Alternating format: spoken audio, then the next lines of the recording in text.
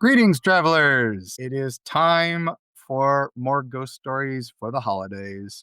We're going to keep this going until the new year, and I think you're all going to have fun. So, this one begins near Columbus, Georgia in 1915. In a few days before Thanksgiving in 1915, the Con T. Kennedy's Traveling Circus left from a stint in downtown Atlanta. It had set records for money and attendance, and it was on its way to Girard, Alabama, which is now Phoenix, Alabama. And they were really ready to go. They'd had an amazing tour. The Atlanta Fair had hosted them. They had everything there. They had a daredevil show where they had a car and motorcycle spinning around on a death-defying track. They had clowns, they had animals galore. Man, what a great time. Now, Con T. Kennedy, who had invented this carnival, he was an orphan and had been a hobo for a few years, and he had built up this fair. He allowed orphans to come to the fair for free just to show them what could be done.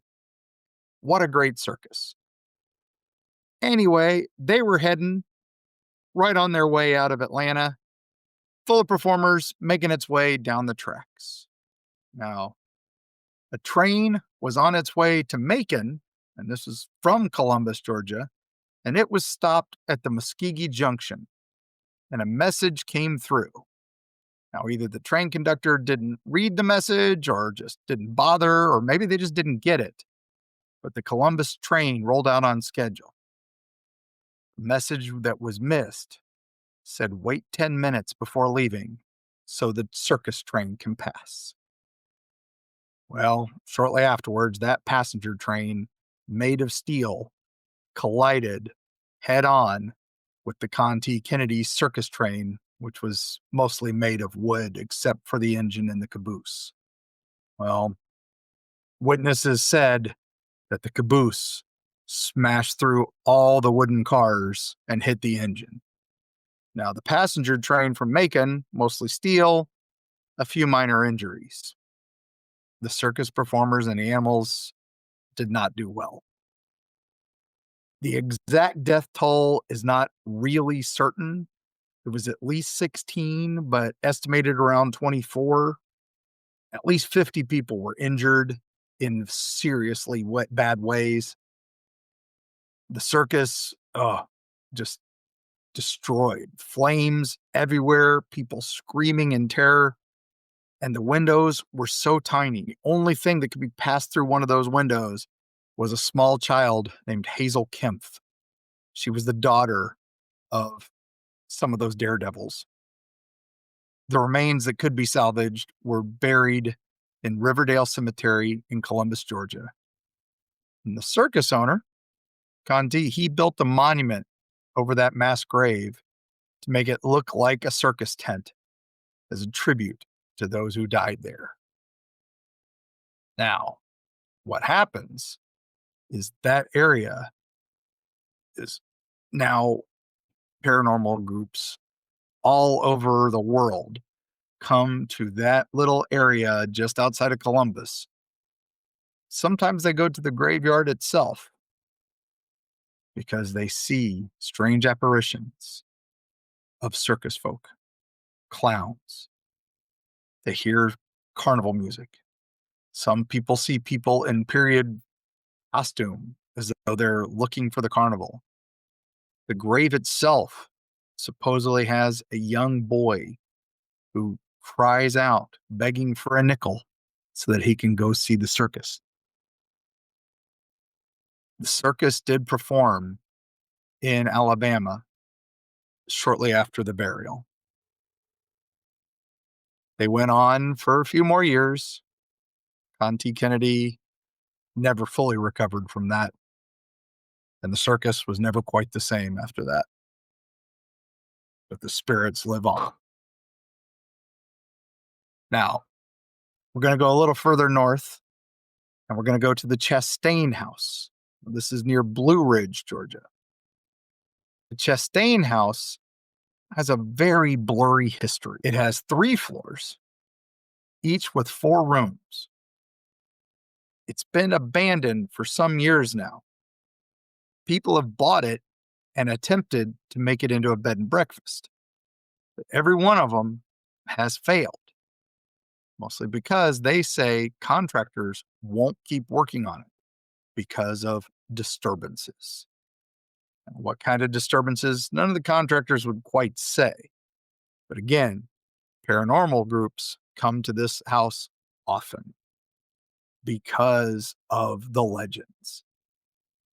The history is the original house there was built in the 1840s and it burned down sometime in the 1850s. The new house that's there was built in 1865, but everybody says, oh, that's the original house. It isn't. It was built separately. But this house at one point was an orphanage and then later a school. And then sometime later, something else completely different that we aren't sure. It's a wonderful history of the house. There is a hidden passage into like a basement area. And people say that's where they hid Civil War soldiers that were hiding. If the house was built in 1865, the new house, I don't know if that's 100% certain, but historically, it would have been towards the end of the war. It could make sense. Yeah, there was definitely something there. When you go into that house, you get this odd sensation. You get these odd feelings. I know when we went there, just the hairs on the back of your neck stand up, like you know you're not alone. When I was there, I heard what I thought was like children giggling in one room. There were only 3 of us in the building. So I'm not sure what we heard, but we all heard it. Sadly, we didn't have any recorders going at the moment, but by the time we thought about it, it was already done. But in that house, people are often hearing little children. One of the most famous is a little girl there that people hear her singing Ring Around the Rosie. Ominous sight in the middle of Blue Ridge, Georgia. And after the break, we're going to go just around the corner and talk about something I know you're all going to love: a witch.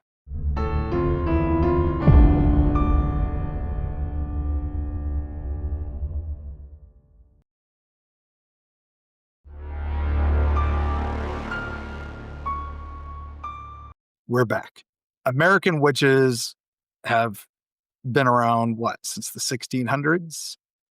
Alice Young was the first recorded colonist to be hung for witchcraft in what is now Hartford, Connecticut. In 1647, we have the Salem witch trials, 1692. But we're going to talk about 200 years later, 1,000 miles south of Salem, Blue Ridge Mountains of Georgia. There's a story of an American witch, Elizabeth Jane Tilley Bradley.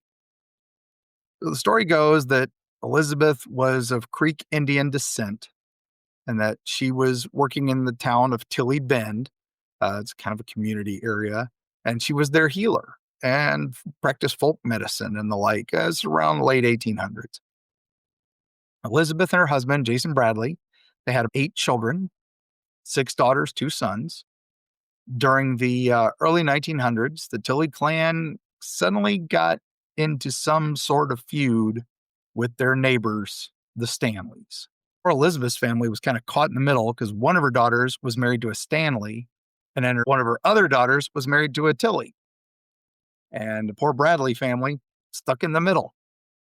The feud kind of escalated and escalated and escalated. Not quite Hatfield McCoy's, but it was getting there fast.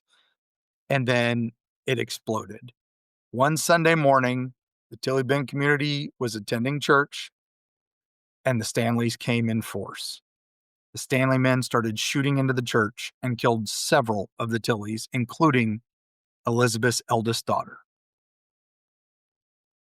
The Tilleys not going to take this sitting down, so they gather up a posse.